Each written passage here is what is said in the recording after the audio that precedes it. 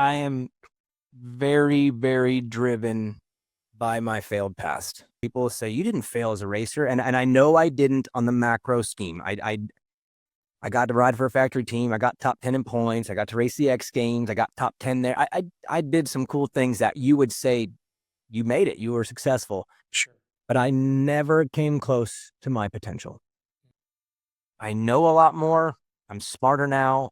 And I really, really understand my purpose now. I'm not bitter over anything that's happened with KTM, with TV, with Eagle Grit, because every one of those things has like added a layer and attachment to who I am now. And now I feel more like a weapon than I've ever been. I never seeked a career in TV. I never even thought, weirdly, never thought about it till I got the call to audition for Arena Cross. I never even thought that that was something I could do. Meet the Guest. Next chapter. Part of the Coach Robb Podcast Network.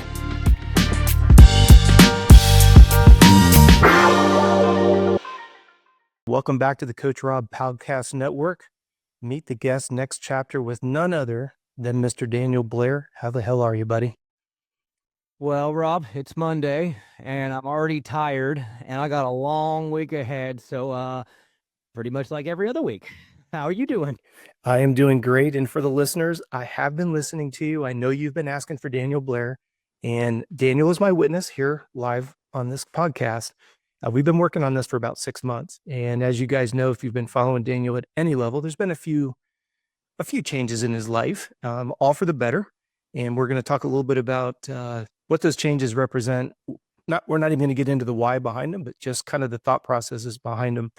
And Daniel, my big thing getting this conversation started is I've always been mesmerized, and I've shared this with you in confidence and off the record. I'm always amazed at how much you've accomplished. You know, when I first heard of you, you were a arena cross racer. Then I see you popping up in the music realm.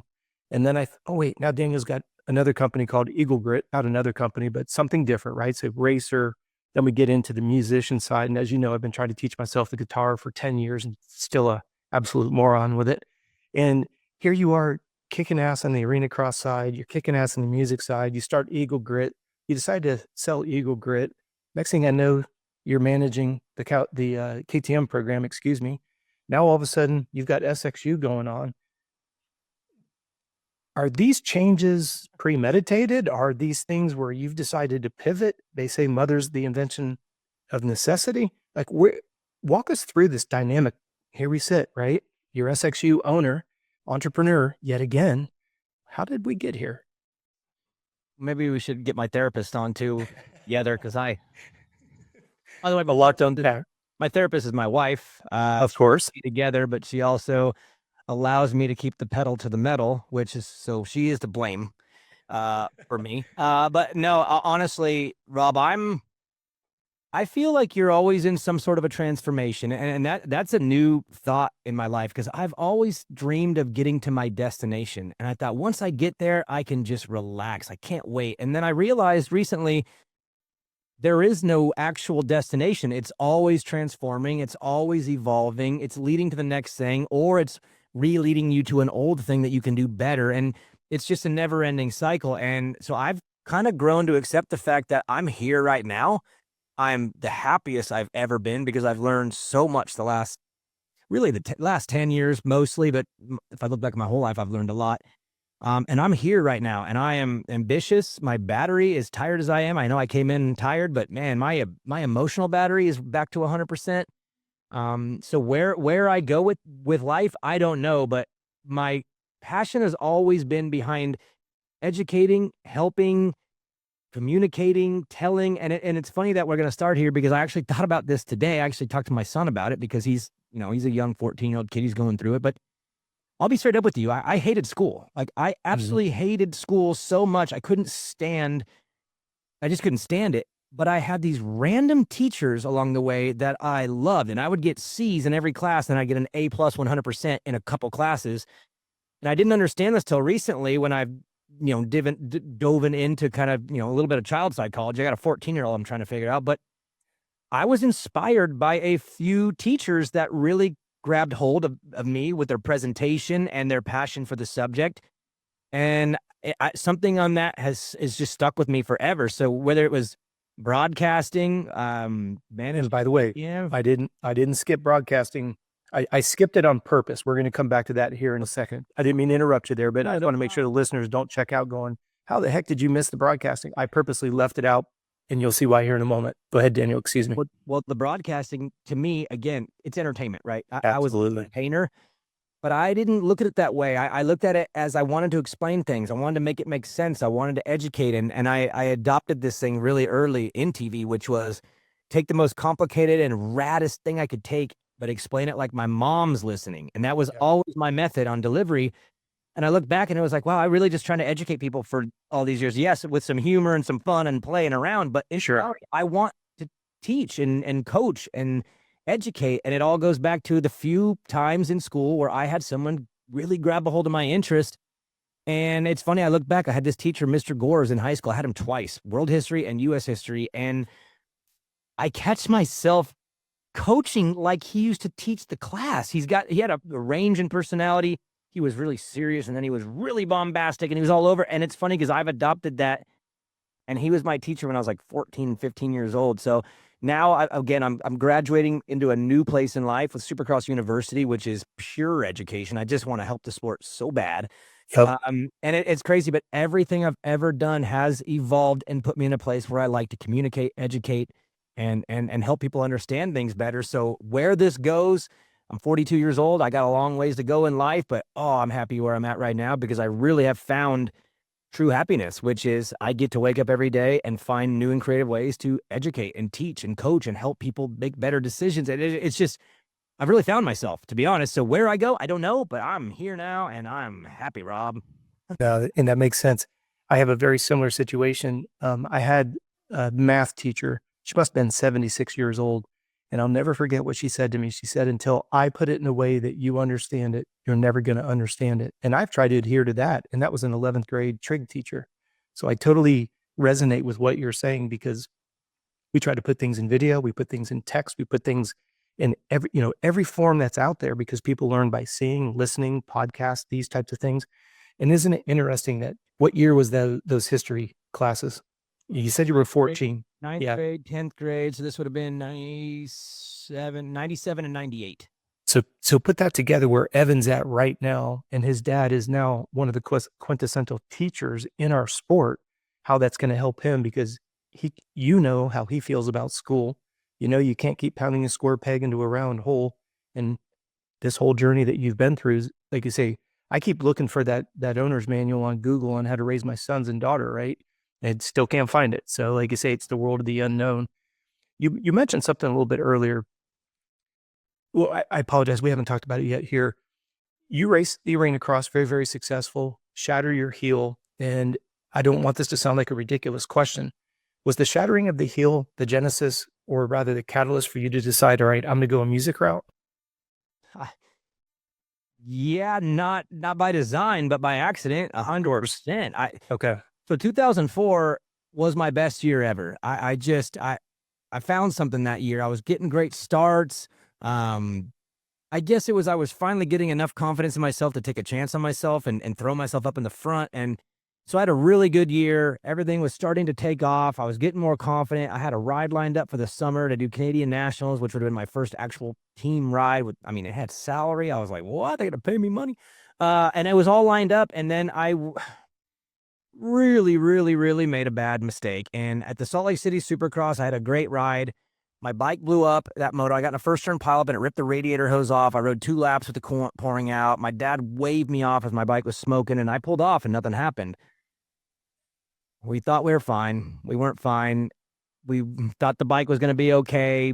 The next week in Vegas, which I wasn't planning on going to first, we decided last minute, all right, let's go to Vegas and do one more to East-West Showdown. I'm riding good. Let's go. The bike blew up on the face of a triple. And I jumped off, shattered both my heels into powder. My left heel's fake. I got a plate with 8 pins in both my feet to this day. Both my ankles are fused. They've been that way since 2004. And it was just catastrophic to my life and everything that was finally going the right way. But I wasn't done trying. I still wanted to try the next year. And I had a bunch of sponsors that were coming on board financially, like AXO. And I had a bunch of people were like, hey, let's build off of last year. But the problem was I couldn't ride 2 days in a row. I couldn't run. I couldn't do anything. I was literally for probably about 3 years, one day at a time with my feet because I'd have to ibuprofen and ice them every night just so I could walk around.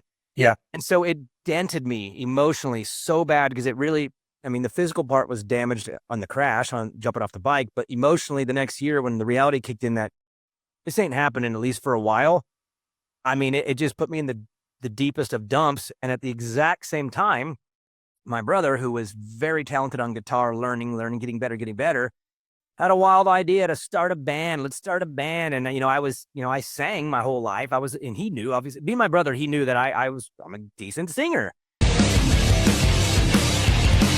I can see this going one way. I can feel it taking over me. The revolution's forming in my mind.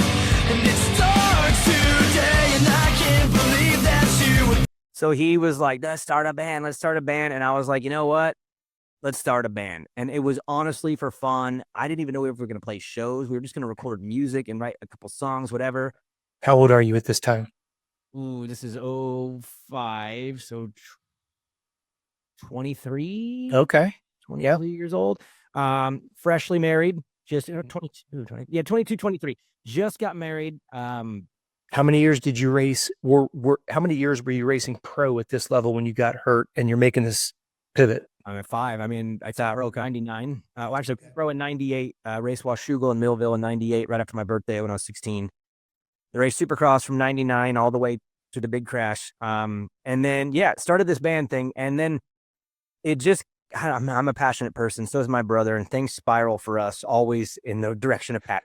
And the next thing you know, we're in Europe, playing in Europe, getting paid big money and on Warped Tour. And like, I don't know what the hell happened. It was just a flash. The problem was, I'll be honest with you, it really wasn't for me lifestyle-wise. I was married. I love my wife. I'm still with my wife to this day. That's her end. And bro, that life is not about a married man. It's not about a married man. And my brother was younger. My bandmates were younger. They were in it. They wanted to be rock stars. They wanted to do all that. And I just wanted to write music and succeed, but I really couldn't grasp that lifestyle because I had a wife and I love my wife. So I just, eventually it got too wild and out of control to where I'm like looking at this going, I'm going in a direction that's going to ruin my marriage. I'm going to end up in jail or on drugs probably. Also, I can feel good on stage when like really that wasn't it for me. I liked writing. Sure. So the band had to die and it did. And it ruined my brother and I's relationship for a while. He's dreaming big. And I tell my brother this day, like, he won't accept this, but I really, really held the band back from becoming where it could have been and where he could have gone. He was meant to be a superstar. He's a phenom talent and a good looking, really suave. I mean, he was meant to be a superstar, but in reality, I held us back and held him back. And of course, he thanks me for it now because he's got a wife and 3 kids and he's living the best life ever. And if we didn't stop this thing, he's either divorced or I don't know, on drugs. Sure. He was going that route way harder than I was going to go that route. So we look back on it together and go, man, kind of a bummer in a way, but man, we really dodged a bullet too because we weren't meant for that life. I mean, we went to private school. We were Christian boys coming up that got caught up in some music and thought it was rad to be wild, and really we're not about that. So I ruined his chances, maybe saved his life. That's what he says anyway. And it was an amazing chapter to look back on, but at the same time, like, it wasn't for us, man. It just wasn't. Well, if you look at that from the opposite direction, can you imagine being at this point in your life talking about how you both went down the wrong path? So like you say, you disappointed your brother for the right reasons, and look at it now. You guys are a great relationship, healthy families on both sides. I want to back the train up just a little bit. You mentioned the word confidence and then some of your darkest days. And that to me is such an interesting dichotomy because what constitutes confidence? It's a big contrast to be feeling like, use your words here, things were starting to shift, things were moving. Where did your confidence come from? Was it something that was it a statistical result? Was it the way is it lap times at the track? In Daniel Blair's world, what makes up confidence at that time, racing wise? I think at that time, I think it's the same as now. I understand it more now because I'm older and I've been through a bunch of chapters where my confidence has gone up and down and been shooken here and there. To me, I would say confidence comes from true inner belief. Sometimes we have external belief, right? Like you know you're good. People tell you you're good, but you still inside, you're not sure. And I needed to do good a couple times and throw myself out there and have some success to go, you know what, I'm actually good. And when you start talking to yourself that way and you start actually believing it inside, you take more chances on yourself, and maybe those chances bite you in the ass. That definitely happens. Sure. But you also succeed when you take chances. And, you know, I mean, we could pivot this thing into fear of failure and probably talk about 10 hours worth of this, because I understand that topic very well. Sure. I had a lot of that. I was very afraid to fail and let myself down and let the reality hit that I wasn't good enough. So I had a way of always making sure that it was never my best all the way. It was always like, and I've had different periods in life where I've gotten out of my own way and I've just let it go. And at that time I was leading a lot. I was leading races. I just posted one on Instagram the other day at San Diego Supercross. I was battling up front with Roncada and Preston. And you do that a couple times, you take a couple chances and it works. And all of a sudden you're like, oh, I got this. And when that clicks, all of a sudden that belief, you get out of your own way straight up. And that's what happens to me multiple times in my life. Now, I will tell you, I've weirdly been bit by that a lot too. It seems like when I've gotten confident and started believing in myself, I've had a way of running into a wall or running into something that really shatters it. I mean, that's happened to me multiple times in my life.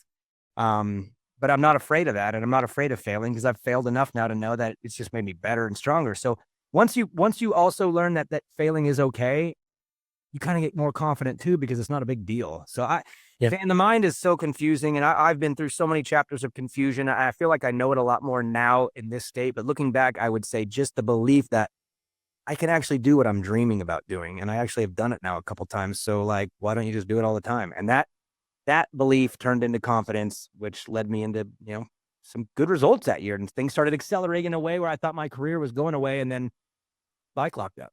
So Yeah. it was that. Well, before the listeners start blowing me up in the comments below, if you follow me on this podcast for any extended period of time, you're going to say that what Daniel just commented on is the exact opposite of what I believe.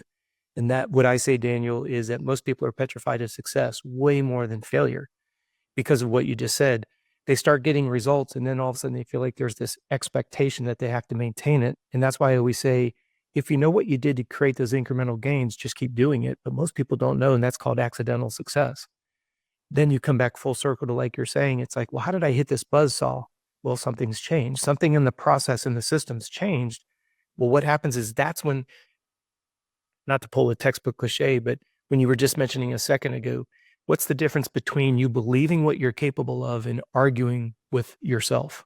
Mm-hmm. And that gets, like you say, it's a very deep question, but this is the parent-teacher conference that we as young athletes, here you are, 19 years old, 23 years old, in a band, now married.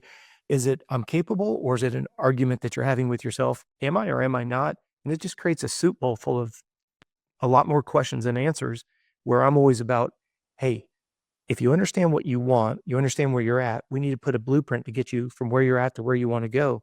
But then when you see the incremental improvements, there's nothing to fear. Like you just said, there's no such thing as failure except not trying. But unfortunately, people are like, no, I'm expected to win. Well, okay, so you didn't win this race. It doesn't mean that that person's better than you. It just means they had a better day than you. There's a big distinct difference there.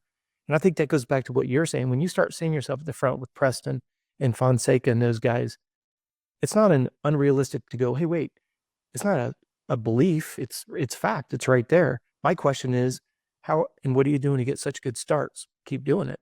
Hey, you didn't fade at the end of the moto. Okay, we got a good balance of strength and endurance, right? That's why when you mention the word confidence, because now I'm going to go to the other extreme. You're sitting there, all the what ifs, right? Shouldn't have, could have. Why did we race? Why did we take that risk? Why didn't we shake the bike down? Why didn't we dyno it? Whatever. And now I'm going to use your words. Your two heels are now in dust. That dark days. What pulled you through it? Man, probably the band. Because they were just up at a dream. And that's, I'll go back to the fear of failure and the fear of success thing, because I do agree with you. A lot of people have fear of success. They're afraid of what life will be like if they get going and what they have to do now. I'm not like that. I can tell you right now, I'm not like that. I've done better as I've gotten more successful. As the pressure mounts, because I've done well, I actually do better. I'm not afraid of success. I'm very afraid of failure, and I can tell you why, because I've always been a big dreamer. When I say dreamer, I'm talking about real dream, like laying in. I dream of the most amazing destinations for myself, and I've had a fear that I can't get there on my own account. I'm dreaming too big for what I really am capable of. And for me, I don't know where that comes from. I don't know if it came from my youth. I don't know if it's just natural. I don't know. But for me, I've always had these big dreams and aspirations. And then I've always feared that I'm not actually capable of doing what I'm dreaming. And then I'm going to hurt my own feelings and then just put my head down and feel like a failure. And then I do something good and I go, wait a minute, you can do this. Wait a minute. What you can get to your dream. You can get there. So for me, that's what's always triggered me was my fear of not being able to satisfy my personal dream because it was always so big because I dream big, dude. So that's been for me. I actually am not afraid of success. I've always wanted it and thrive in it. And the more pressure I have because I've done well, I usually double down from that. That's just how I've been. So, but as far as the dark days go, being driven towards something. And I mean, that's what's got me through a lot of my darkest chapters. I've had a few. I'm guessing we'll get into those. All my dark chapters have always been replaced by a new dream, something that I feel like I can get to, a destination I can get to, and then I put my head down and I go to work. And as I've gotten older, that fear of failure has gone away. I don't have it that much anymore. I mean, I might have it for a minute and then I'm like, we're good. But I've really broken past that now. But those dark days were always carried by the next dream. And that's just how it's been a wild cycle because I've gone through it now probably 4 or 5 times, but that's the vicious circle that I've lived in.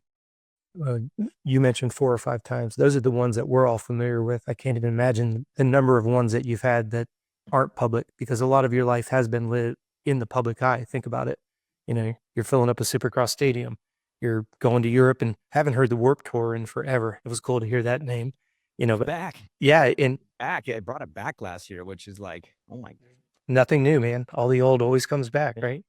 But your whole life has been on a public stage with the Supercross, Arena Cross, then going into the music side of things, then even with Eagle Grid and with the, you know, your whole podcast network that you've gotten with producer Joe and Toolman Dan and that whole crew. And then, you know, Eagle Grid's out there floating around. The next thing we know, we see you on the doggone TV, you know, and I thought that was the coolest thing in the world. And now, like you say, up to here to the Supercross University.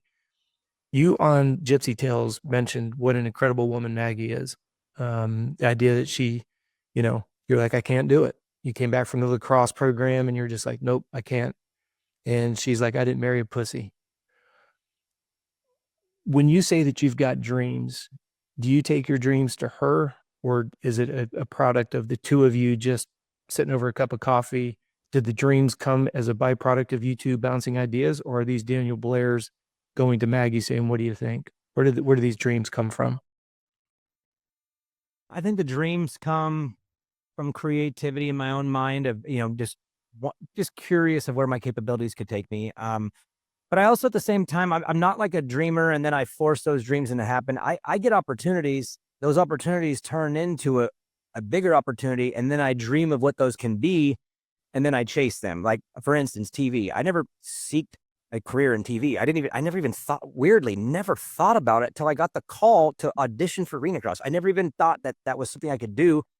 Even though I was a lead singer in a band, I was a front man. I took competitive speech and debate all through high school. I was in plays. I've sang in play. I've done so much performing, and I never thought I could do TV for dirt bike. I never even thought about it. I just talk about being just a young goofball dirt bike racer, but I never thought about it. And then once it became something that I was doing, and I like looked at the opportunity, I went, oh my gosh. And then the dreams begin. And then I take the dream to my wife, who just, for whatever silly reason, she just loves me and believes in me and I think she's inspired by me too, because I'm a big dreamer and she's not. She's at home, protective, her kids, her home. She's one of those moms, and she likes to guard the nest. And I think she doesn't mind that her husband flies around and chases things. I think it inspires her a little bit. And she's ever said, I don't think you should do that one. She's always said, yeah, go for it. I got you. And it's just like, that's why, again, she's not just like my wife. She's my best friend. She's my partner. She's my rock, you know? So, absolutely an amazing relationship. That's always been me chasing whatever dream has crossed my plate. And then she going, I got you, babe. So that's why I love that woman so much, dude. She's been through a lot. And I even tell her sometimes, I say, you're either really loyal or maybe really stupid because you keep letting me do this over and over and over again. And she's just like, I love you and I believe in you. And I'm like, thank God for you. So I'm into that. It's amazing. And she's my best friend. Well, and I want to kind of back the train up just a little bit. What year was it that you got called to do the arena cross announcing? 2014, summer of 2014. Oh God, you want to hear a tie-in? We played, our band was making a comeback. We were going to do a comeback because we were going to play, we were actually getting the opportunity to maybe go on this big tour with Avenged Sevenfold. We were going to open for them because we had a weird connection. It was going to be one of those like lucky, like how'd those idiots get on there? It was one of those, but it was like going to happen. So we were actually getting the band back going and kind of firing off again. We actually played some shows with like Buck Cherry. We were actually good at this point. We were grown up. We weren't partying and drinking or anything. We were literally trying to crush it and we were getting good. And at that time I was living at home, but I was going down to SoCal a lot because I was working for a construction company, helped building a gas station down there, a Chevron. That's a weird story. But anyways, I was a superintendent on a $1.2 million Chevron job in Victorville while also driving to Vegas on the weekends so that I could practice with the band, so I could play these shows. And then I get a call to go and audition for Arena Cross TV. So I actually played a show in Corona, drove after the show to John Wayne Airport, slept in the truck, got on the first flight, flew to Chicago and did the audition for TV. Flew home and was like, I don't know if this is going to happen or even what it is, but I have work on Monday and we have a show next week. So it wasn't like I was, let's go. It was more like, oh my God, okay. Yeah, that sounds like a neat thing to try. And then fast forward 6 years later and I'm in the booth at Salt Lake City Supercross as a play-by-play. Like I just, Who was it that was at Arena Cross that gave you the call? it was Glenn Seelig, who I still work with to this day. One of my closest, probably one of the closest people in my life. He still does the Arena Cross TV, Digital Realm. Did you ever talk to him and say, why me? Yeah. What'd he say? Well, he said that, so this is what happened. They brought in a bunch of guys to try out. Ivan Tedesco, Will Hahn, Jake Weimer, Jason Thomas. I believe maybe Denny. I don't know if Denny was, but he was on the list because Denny's got some talent. He's a very captivating person and obviously across legend. He would have been amazing in that role.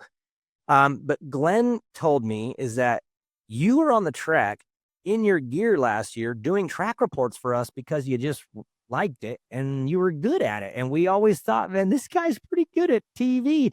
And I was only doing it because I was just being asked to do it. And I was trying to get on press days the day, Friday mornings really early at 4 a.m. or get on the press day so I could learn the track and whatever. So I would be willing to give up, some interviews here and there. And then I've always been a willing participant. Yeah. And he was just like, I just had a feeling that maybe you would be good at this. And these guys, when they auditioned, didn't connect all the way. They're not arena cross guys. That yes, they're Supercross champions, but I don't know if they get it all the way. And you were in it. You raced all these guys. So I just thought you would maybe be a fit. And then I went, auditioned, flew home, found out that the files were actually corrupted and they weren't able to even send it over to the people that needed to approve it. I actually had to fly back and do a second audition, which was worse. Actually, was worse the second time because now I was like nervous thinking about it. I was like, what if I do that? What if I do that? I actually did worse, and I left that going, well, that sucks. What a terrible story that is. I boo it. And then they called me and were like, no, you didn't. Like, you're good at this, and we want you. You down? And I'm like, okay. And that was So that was it. You have to share. Your brother's probably ready to kill you. You're on a comeback tour, and now you're going off to Arena Cross after he just got you to come back and get together. Oh, I didn't even think about that, but yeah, He was probably ready to kill you. yeah. But at that point, I think it was different. He wasn't as mad that time. I don't remember it being. I don't remember him being mad that time. First time I do, we had a family sit down. He wanted to replace me the first time, get a new singer. They're gonna sing my songs. I'm like, bro, listen to those lyrics, dude. That's my heart. No. Some scrub's gonna come in and sing my songs. You can eat shit. We beefed hard on the first one, family meetings and whatever. And Yeah. the second one, no, I don't remember there being any pushback. I think we were all kind of over. Well, That's cool. what we were gonna go on never happened. So I mean, if I would have boned out on going on tour with the Bench Sevenfold, he'd have killed me. But it never happened. So I think it was more of a not Daniel's fault this time. So Gotcha. Yeah. Well, what I love about this is, people say, oh, Daniel got lucky. And I always say luck is where hard work meets opportunity. Like you said, you never said no to doing the interviews, and then you just never know who's listening. And this gentleman's been with you, and you said he's even with you up to this day. I was on a call with him today. I work on a lot of projects with him, and I was very cool today for over an hour. This man is, I have a few people in my life, man. There's a list of people. I talk about my coach, Tony. I talk about time. Yep. Actually, I have a call with him on Wednesday. It's his birthday. We haven't talked in a while. There's a few people in my life, Rob, that are they're forever people. They're just, I will never not have them in my life because they've mattered so much to me in ways that I can't even explain. And Glenn Seelig would be, number one. Has to be number one. Was he instrumental at all with you getting into the NBC play-by-play? No, other than a guide. He was always a guide for me, someone to lean on for me. He also went to some of the races with me, sat next to me in the booth at a couple of them. At one of the races, actually had him there to give me notes. It was actually Minneapolis. It was my fourth show the second year, because the first year I did 1, the second year I did 4, and then the last year I did 6. It was my last one of the 4. It was an NBC show, like big NBC, which get more, that's a little more nerve-wracking because it is. The audience is 5 times bigger. And he lives in Chicago, so he flew over and spent it with me, and it was one of the most unbelievable nights ever because it was on big NBC. I crushed it that night. And then he was also with me in the booth at Daytona, which was, I believe, my best performance I've ever had. Biggest night of my life. I had James and Ricky next to me, and he sat next to me that night too, and was there for me the night before. I don't feel comfortable sharing, but I did have a little incident the night before where without him there, Daytona maybe implodes, based on something that happened to me that was absolute garbage. But that man has been there for me in the moments that mattered, and has gotten me through some of the moments that just really I'll look back on and remember as some of the bigger ones in my life. Let's run with that thread of thought for a moment. A lot of us, not a lot of us, probably all of us, maybe less than 1% of the listeners even know your journey. Where were you at personally and professionally before you went to the NBC in the booth or trackside, play-by-play? Were you still running Eagle Grit? Had you already sold Eagle Grit? Where were you at transition personally and professionally?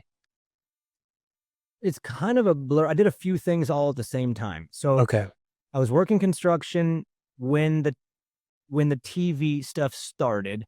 I stopped working construction because I went to work for Frontier Lubricants, which was it's a lubricant company that, high quality lubricants for the farming industry, industrial industry, like really high grade quality stuff. I got a job, a buddy of mine who was a manager, and he's like, I need a guy in our local home territory and I'll help you with it. And I didn't know farming or oil or greases or any of that stuff, but I just needed to be a personality out in the truck. And so, dude, I went for a while to 7.3 diesel with my work boots on, and I was out selling grease to farmers at the same time that I was flying to Chicago doing arena cross TV at the same time that on the weekends I'd go to a race here and there, depending on which one it was. I was done racing at this point. And that's when I got the call from Michael Prince, who is also someone who never gets mentioned in interviews and discussions about my TV. But God, that guy was instrumental. He was the head of television for Feld when I got in there. And out there may know he's a big, tall man, wore a Hawaiian shirt, gray hair. He was a tour manager for like Leonard Skinner back in the day or something like that. Got into television, and man, that guy was a hammer as the boss. He scared the crap out of me. He chewed me out a few times early, and I just was like, yes, sir. I called Stank Dog 3 times on one show, and he's like, his name's Jared Stanky. Stop saying Stank Dog. If I hear you say Stank Dog one more time in the air, you're fired. And then there was one where he was like, I think I said moto. Like, hey, you did a great moto. And he's like, if I hear the word moto one more time, you're fired. So right out of the gate, man, I got put in check by the boss, man. But I will say I respected him so much because that dude made things happen. And he's the one who made it happen for me, bridging from arena cross over to the Supercross pit, because I wasn't there at all. I hadn't even gone to a Supercross in years because I was racing arena cross, doing arena cross TV, selling grease. I was doing all this stuff. And then all of a sudden I get a call from him, and he's like, what are you doing on weekends? And I'm like, kind of this, kind of that. And he goes, well, not anymore. You're on Race Day Live starting this weekend in Toronto. And I'm like, what? Like, didn't even ask me, just told me I'm going, didn't even, bossed me into it. And then I show up at Toronto next to Jim Hawley, Uncle Jim from my youth. I've known Jim since I was a little kid. That's awesome. Now I'm the host of Race Day Live, going from the analyst seat to the host seat, and I'm like, what the hell? Again, didn't ask for that, didn't even want to do it, ended up doing it, and then ended up doing 8 years on Race Day Live. So Michael Prince, that's a man right there who played a big role too. But at this time at home, I was selling grease. I really appreciate you sharing that, because I want the listeners to understand that the grind is real. It's real easy to see you in the booth at Daytona and go, well, he's arrived. And I'm like, there's a lot more to the story, guys. And nobody for the life of God never would have thought you're out in the field selling grease to farmers, right? No one would have thought that you're jet setting on the weekends and then coming right back to the job on Monday morning. Meantime, little baby at home, Maggie's pulling down the fort. And I always think it's interesting when people say, oh, you got lucky. I'm like, yeah, you got lucky, right? The grind is real. Take me through when you get this Race Day Live. I'm a huge Jim Hawley fan. I've never met him before. I just still remember him. He's the best. White and red Yamahas, I think of all the Japanese riders that he's been instrumental with getting him over here. He's a legend. I'd love to meet him one day. You're not going to like this comment, so please don't punch me in the throat the next time you see me. But almost everything that you've mentioned so far, it's almost as if you have the Midas touch, right? You're racing and you get to the top. Yes, you had an injury, and that sucks, but you got to the top. And then you get in the band with your brother. Next thing you know, you're on the Warped Tour in Europe, and you're going, wow, check this out. Then you tap your foot in Arena Cross announcing. And now, in all fairness, you got to give credit where credit's due. The Arena Cross network package is a heck of a lot better than what it used to be, right? You're involved with that. You got it off the ground. You jump over. Race Day Live was never the same after it was you and Jim. Sorry, I like Brayton and I like AC. And like you've said, they are bringing a new perspective. But when you look at the OG of Race Day Live, it's always going to be you guys, you and Jim, put Race Day, polished it, handed it off. All of a sudden now you're play-by-play. And then lo and behold, play-by-play got really good. I love JT Money. I think he had a big pair of shoes to fit. He's doing a great job with it, right? But then you look at you're in the booth. You made the booth a better place. I can tell you, the people I've spoken to, when you were in the booth, they said that they actually turned the volume up because they wanted to hear what you had to say, your perspective, your insight. You made your co-host look good. These are the comments that I got from my fans, right? I love when Daniel's in the booth. I saw that you were on Main Event Moto with Daniel and Toolman Dan and producer Joe. You're so lucky, Dan. I said, yeah, I get it. How would you describe that to somebody? Because it's very easy to see where Daniel got to. Give us some insight. The champion gets up one more time than he's been knocked down.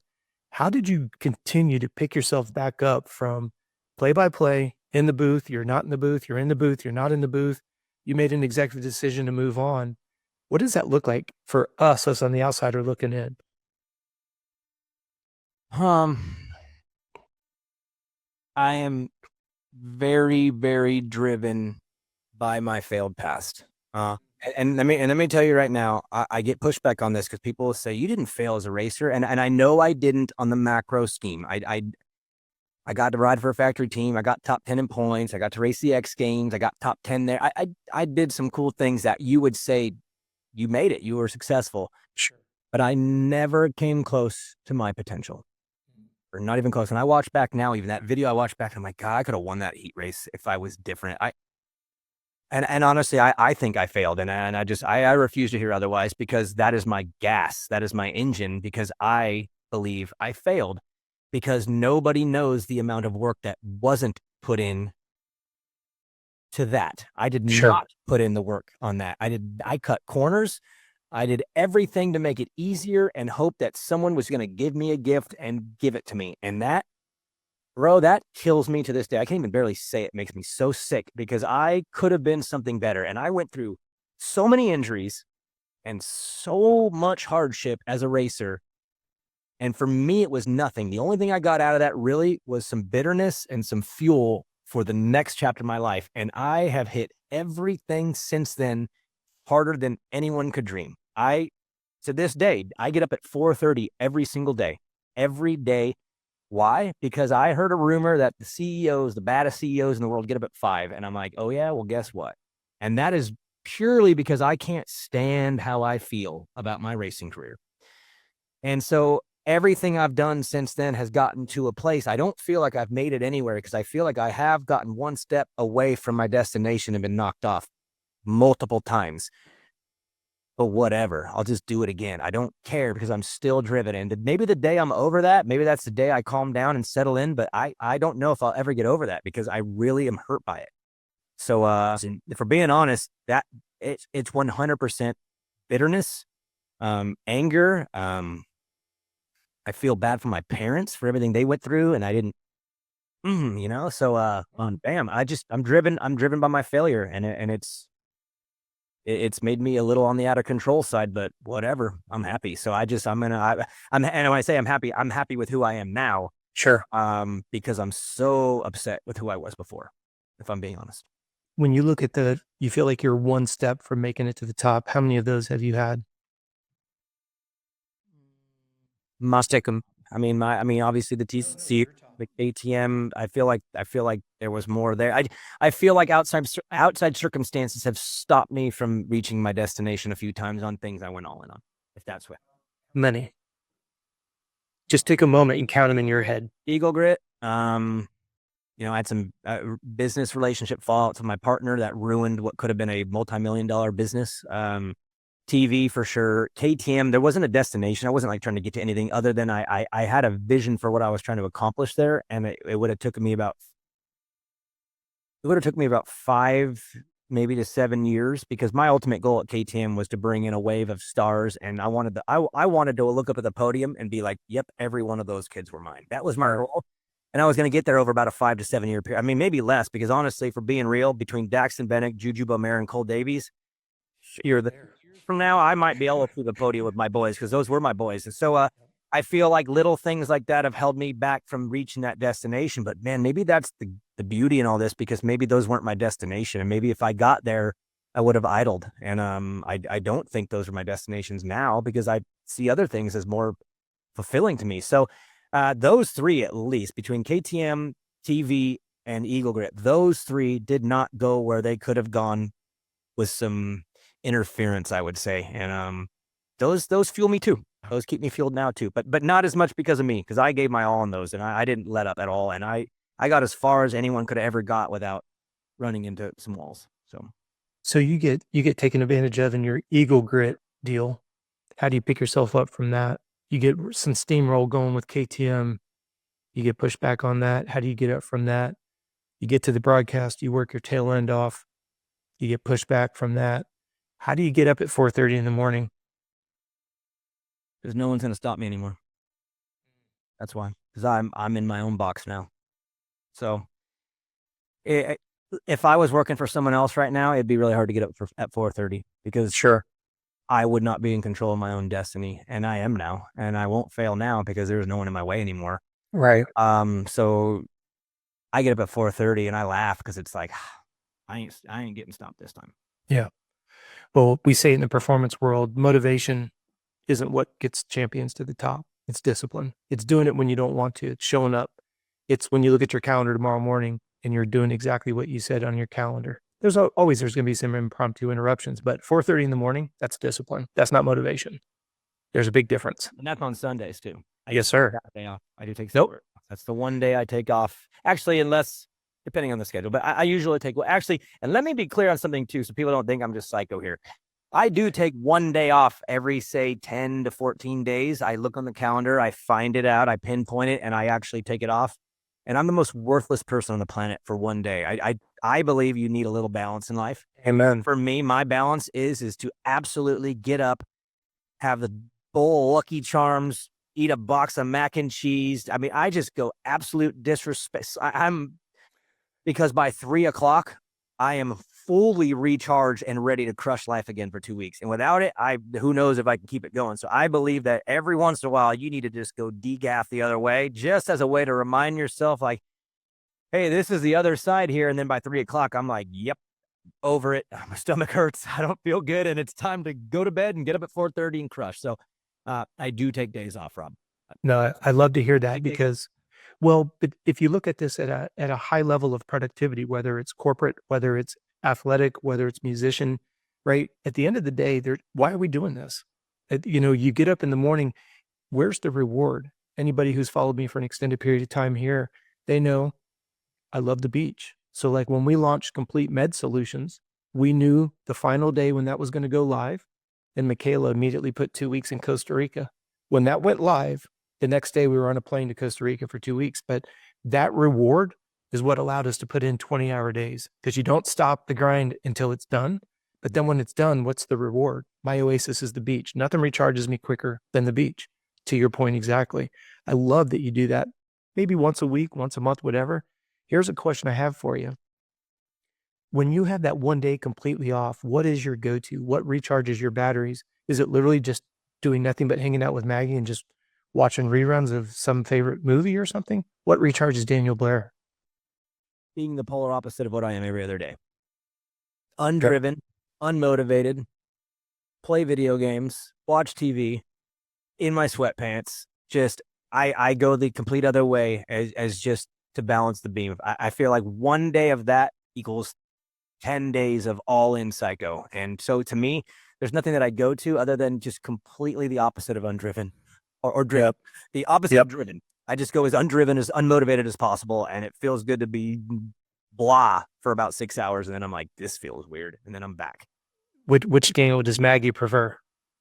She loves them both. She's okay. The inner workings of this house are, and we have it so good. It's one area where I can tell you right now, I've had a lot of struggles, a lot of hurdles, a lot of setbacks that really are hard for me to deal with. Not in this house. Which was the hardest setback you've had to come back from? I mean, TV for sure. TV. Yeah. And I appreciate your honesty with that, because I think a lot of people would just gravitate towards the injury of the heels, right? You turn both of your heels to dust, as you referred to it. Yeah, that's a lot of physical pain, but I think it's interesting. Are you comfortable at all elaborating why, not the specificity of why it was so painful, but again, going back to when you finally realized that chapter was over, did you already have something in the works, or like, how did you pull out of that? I'm going to call it a dark moment, because I would imagine it'd be pretty devastating. What did you have lined up, if anything? The TV, as far as TV? When the TV chapter closed, was the SXU already in place? No, KTM. So I started working for KTM before I left TV. Yeah. So I'll give you a little bit more to the story, timeline wise. 2022. Let me go back even a little further, and I'll speed through this. But I tried to sell my business in 2021 to my partner. Okay. And that was the plan. We actually flew out to Charlotte, my wife and I. We were looking at homes. We were in the closing period of selling the business, and my partner and I had come to the conclusion that this thing still had a chance, but it was going to be one of us. We couldn't do it together no more. And since it was his idea to start the business, I said, "You get first dibs. What do you want?" And he said, "I want it." And I said, "Hell yeah." And he could have taken it somewhere too. He's a very talented individual. Sure. We were done working together. Our streams went different directions now. As we got more successful too, it was weird. As we got more successful, we drifted further apart. But anyways, he didn't end up buying it last second. I don't know if it was a funding issue. I don't know what it was, but he pulled out last second, and it was like, oh, we're going to collapse this whole thing. And this thing's moving, like this thing's succeeding. And so I had to, at the last minute, emergency pull off and buy it from him. And Glenn Seelig, who also went into business with me and helped me pull this off, the person who did my TV audition. And I bought it from my partner. And so in the 2022 season, when I was in the booth for 4 races straight, the Olympics was going on at that time. So Lee and Todd had to go do the Olympics. So I got a 4-week run straight. And I did those 4. But at that time, I was also running Eagle Grit by myself. And 2022, we did $495,000 in sales. And me and my wife did that by ourselves out of my garage, out of a storage unit. And I mean, I drove around every single day and sold hand soap and hand cleaner and hand wipes and all this stuff while I was on my TV calls during the week, getting on a flight on Fridays to go to the race and be in the booth for 4 nights and audition for my life. And I had to make a gut call, a really, really gut call, because I couldn't do anymore. I couldn't do them both anymore. I was really at the end of my physical rope. There was no more ability left in me.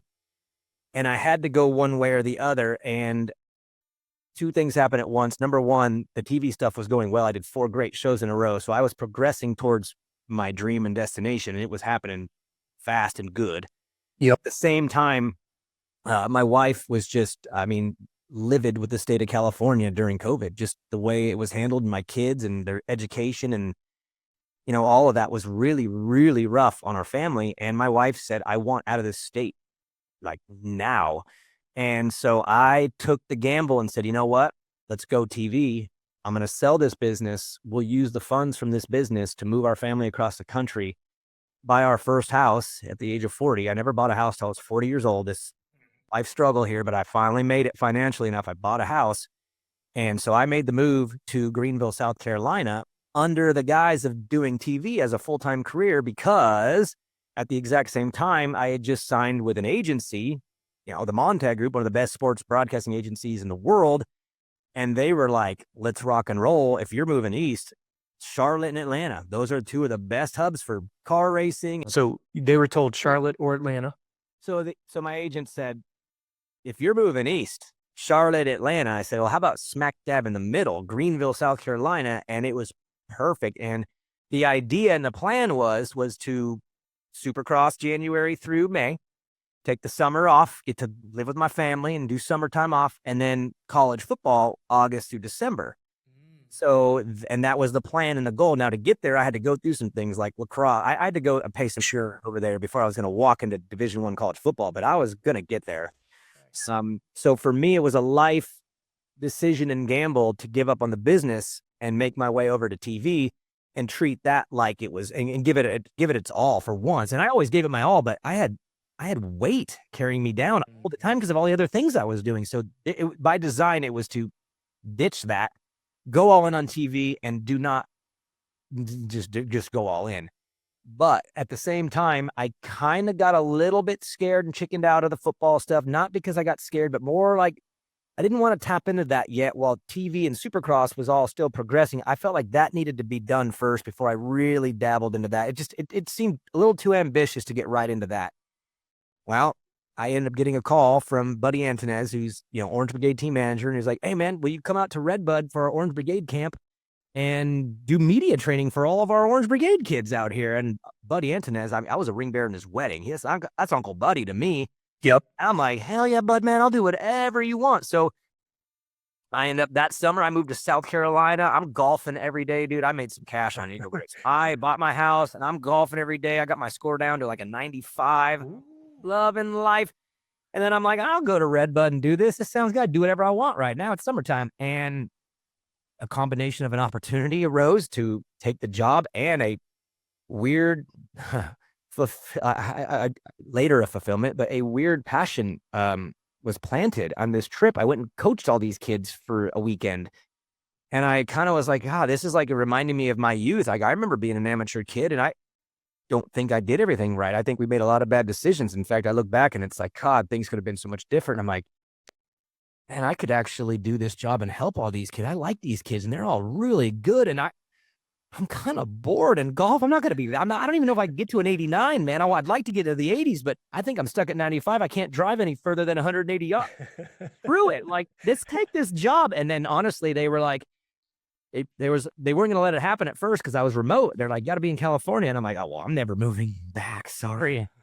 Next thing you know, they're like, hey, you can do this job. You can live South Carolina. You can do TV. We don't care. The family's liked you. And if you're down, we're down. And I'm like, hell yeah. So I took the gig. And so, of course, being me, I pile on another gig. But at the same time, they didn't really interfere because TV, there wasn't a lot of work during the week other than my own preparation, which I can find time to do anything. So it wasn't interfering. In fact, it would make me better because now I was constantly educating and managing and dealing with these families. And also I thought I'm connecting with the next generation of Supercross star. That'll help me in TV when the next generation in 10 years, comes up and I know all these kids and I help them and I manage, I know their families. Like, wow, I'm going to really be able to do my job on TV better because I know these kids. I know Luke Fauser and I know Jeremy Fapani. So anyways, to me, they coincided together. And I was doing them together the entire time and it was never an issue. They complemented each other. Yeah. But when TV did come to a crashing end, there was KTM sitting there and it was weird timing too, because KTM at that point, it was 6 gear wide open, whatever it takes to win and dominate. And I'm like, okay, I could get on board with that. And so I just was like, you know what? Screw this, and I'm going to go do this where I wasn't trapped in a box because I was remote and I had a green light to crush. And I'm like, all right, out with that, all in on this. And that's what happened. So to be honest with you, the TV thing is way more emotional for me just for reasons that I'll keep to myself. Yep. But as far as the timeline in life, it was an easy recovery as far as staying busy because I just applied every ounce of my energy into the KTM job the minute I was done with TV. And so I really was able to distract myself for a long time. In fact, that's why it took me so long to ever even share my story, because I was going through a healing process internally while physically I was wide open, chasing it for other kids that, it wasn't me. It wasn't about me. I wanted Luke Fauser to win. I wanted Landon Gibson to win. I wanted Casey Cochran to win. And when they won, I got a little piece of fulfillment, and it kept me distracted. And allowed me to kind of let time heal so I didn't just spin out of control emotionally. So it wasn't as hard as you think on the physical side because I was so busy, but the emotional side took me about 1.5 years before I could finally just close that chapter on TV and realize that, hey, it's okay. It ended. It's a good story. It's not where you wanted, but it's still a good story. And once I got there, I mean, it's landed me here. Honestly, it took that long, and now I'm in a new place because I'm so over it. So. Yeah. Well, a long story to get to your question, but there's your calendar as far as how things happen. No, it's not a long story at all. And that's why I appreciate your honesty and transparency, because I think so many of the young kids growing up, they see Daniel in the booth and they think, oh, he just called up, interviewed, and got the job. They don't realize being on the Warp Tour made you comfortable. Being in the plays in high school, middle school made you comfortable. It's that grind that people don't understand. Like I always say, you're a 35-year overnight success. You're working at construction, building a gas station, doing music, going and doing arena cross, working 3 gigs. You're doing Eagle Grit. You're selling Grit. I mean, there's always a multitude of projects that you have going on simultaneously. You put all your passion and energy in it. How many people would work Monday through Friday, sleep in their truck, take the first flight out to go do an interview, only to have it not recorded and be willing to even go back? Oh, whatever. I guess it's just not meant to be. No. And then, like you said, it didn't go the way you wanted it to, but kept your nose down and elbows up. And so many times in today's conversation, you've mentioned you're doing 3-4 jobs, showing that the grind is so long. I think people see your success like, oh, amateur manager, he must just know Roger DeCoster. That's why he got the job. No. Oh, he must know somebody. That's why you got the TV job. No. The way that you've explained it here today, like you're just out there doing a trackside interview in your gear, somebody spots you. Well, hard work's where, luck is where hard work meets opportunity. I can't help but ask, with not having a boss right now, all these different various, learning experiences, and I hate to use it, but it's part of the reality, so many levels of disappointment. How does it feel right now to be your own boss and to know that you're creating something? The families all gravitate towards you. Again, you're probably not going to like me for this comment, but all we got to do is turn on the TV on Saturday night. 8 out of the 10 riders you've touched directly or indirectly. It's pretty hard to argue with the success. How does it feel waking up every morning knowing that you're your own boss and you're building your own brand, but yet you've got this network of people that you've influenced? I think Jim Ollie, that you were with, all the way down to somebody like a Cole Davies. I'll just use that as an example on kind of the two ends of the spectrum. How does it feel? Really good. Really good. Good for you, man. Being honest, really, really good. And like, I almost feel like I'm floating a little bit, and sometimes it feels fake. Yeah, to be honest. A little emotional saying that, but I'm really proud of myself right now, and you should be. And it's hard to say that because I've never allowed myself to be. But I am proud because I've survived some things, and it didn't really dent me at all. If anything, I'm just smarter now. It didn't make me, I'm not bitter anymore. I mean, I'll never be unbitter about my own pathetic work ethic when I was younger. I'll never get over that. But I'm not bitter over anything that's happened with KTM, with TV, with Eagle Grit, because every one of those things has like added a layer and attachment to who I am now. And now I feel more like a weapon than I've ever been because I know a lot more. I'm smarter now. And I really, really understand my purpose now. And that's the crazy part. And it doesn't mean that I'm not going to have another purpose later. And it doesn't mean I won't revisit old purposes, but I know where my purpose is right this very second.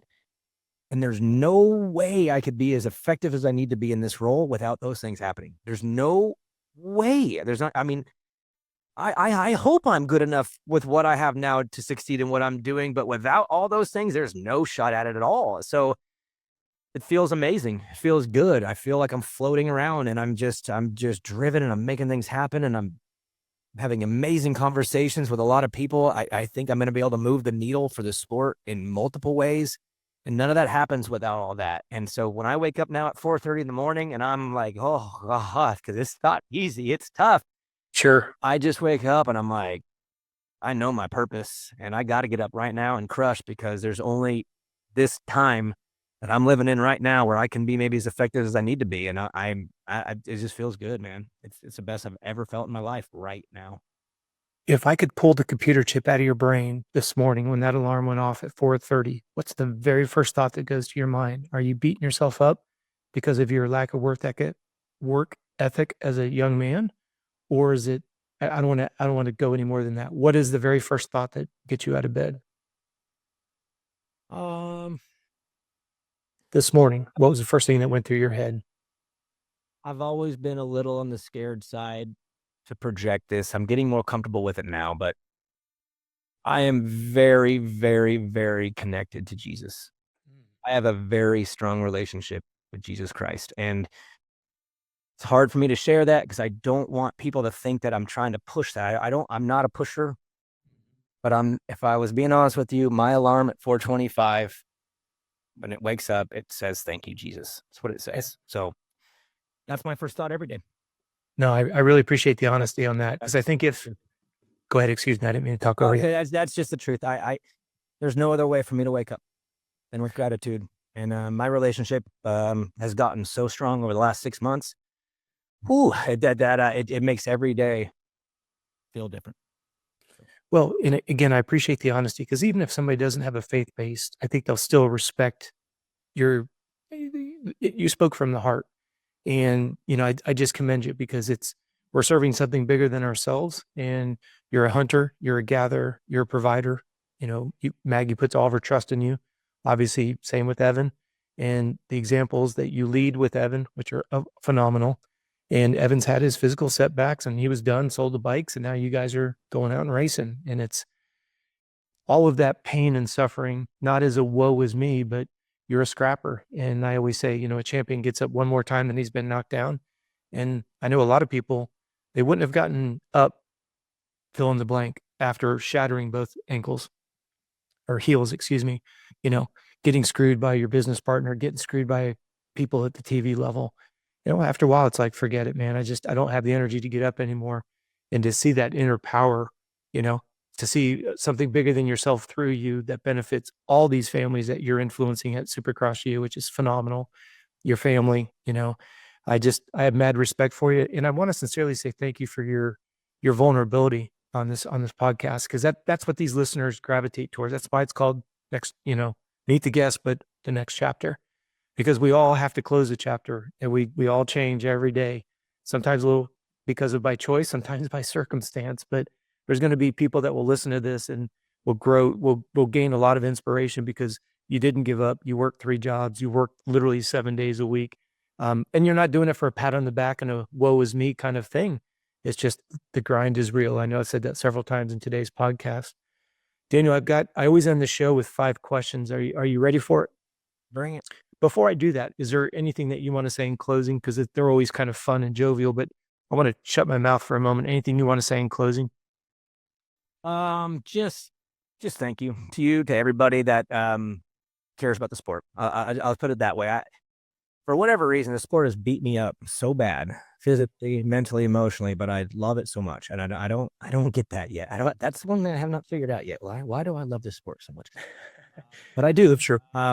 And I'm grateful for the sport right now because I truly believe that there's enough people in places of influence right now where this thing is going in a direction it needs to go. And there's improvements happening little by little everywhere. And I think it's because of the collective passion that is out there for the sport. So thank you to everyone out there that has that for me. And that comes from the mom who's taking his kid riding on Wednesdays because dad's at work. I thank you, like, for you, and thank everybody that's trying to move this thing in the right direction and bring this rad sport to the masses. Yeah, so I'm a very gracious person. I have a lot of gratitude, and I find reasons to thank. It makes me feel good. So yeah, just throw it out there. Thank you to everybody who's trying to crush it too. It's inspirational. I like other people that crush. I get influenced by that. So for all you out there that are crushing, thank you, because you inspire me too.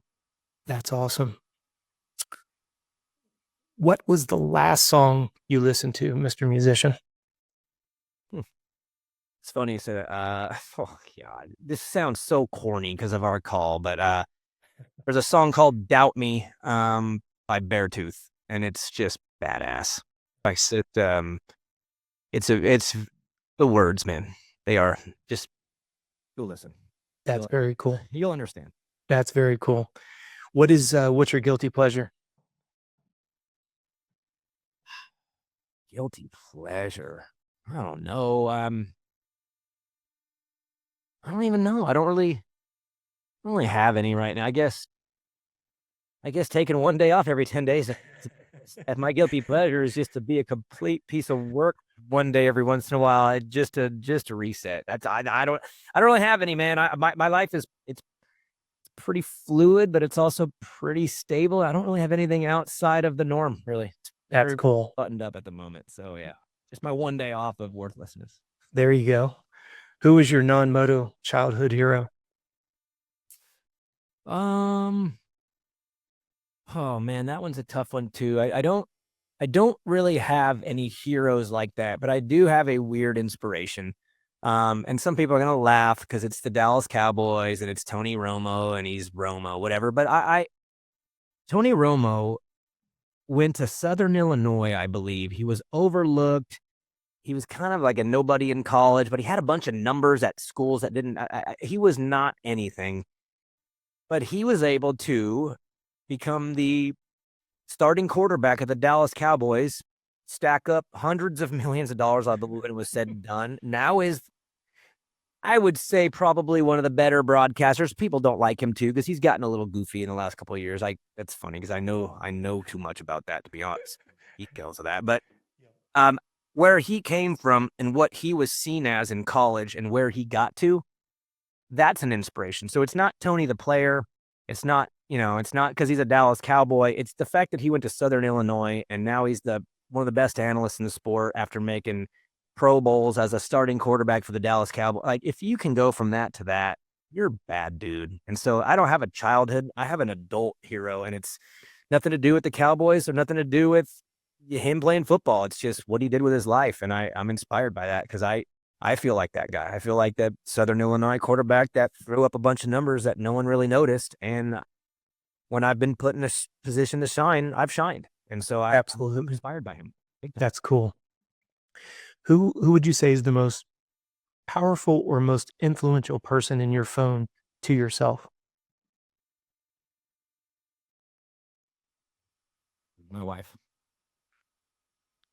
If you could get anyone's phone number in your phone, who would you want it to be? Where you're at in life right now? Oh, who would I want in there? Oh, Rob, where do you get these questions? What? I just think these up, man. God, they're so deep, but like, I don't know. I don't know. I have some numbers I'd like to get out of my phone.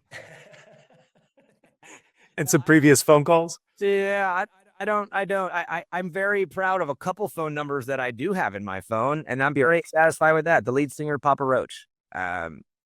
He's not a friend. He's an acquaintance, and the fact that I have his number and that I text that guy is just like mind blowing to me. And I don't know if there's anyone better than him. Maybe Tony Romo. Yeah, there you go. Yeah, that's about it. If you could get Tony Romo, what would be the first question you'd ask him?